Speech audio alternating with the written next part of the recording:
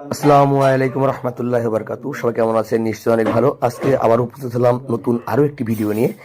তো আজকের রেসিপিটা শুরুতে কী রান্না করতেছি, প্রথমেই পরিমাণ মতন তেল, তারপর পেঁয়াজ, মরিচ, কিছু রসুন দিয়েছি, তারপরে নেড়ে চেড়ে হালকা ব্রাউন কালার করে নিচ্ছি। তো আজকের রেসিপিটা এমন সুন্দর করে রান্না করবে, আমি আমার মতন করে রান্না করতেছি। হয়তো অনেকে অনেক ধরনের মতন রান্না করতে পারে, স্বাভাবিক। তো দেখেন আমার সঙ্গে কারো মেলে কিনা। যাই হোক,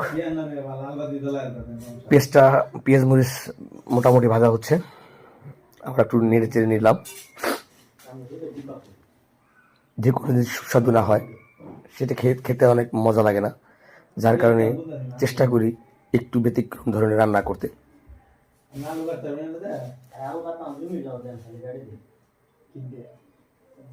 তো এর ভিতরে হালকা কিছু জিরে দিয়ে দিলাম, কাঁচা জিরা।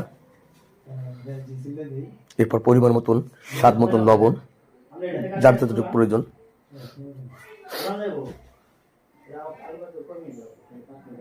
পরিমাণ মতন কিছু হলুদ দিয়ে দিলাম। এখন দিয়ে দিলাম করল্লা ভাজা, করল্লা। তো আজকের রেসিপিটা হচ্ছে করল্লা।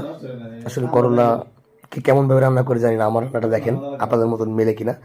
যদি না হয় তাহলে অবশ্যই আমার মতন এইভাবে রান্না করে দেবেন, অনেক স্বাদ, অনেক অনেক মজা লাগে। দেখেন এই হচ্ছে করল্লা।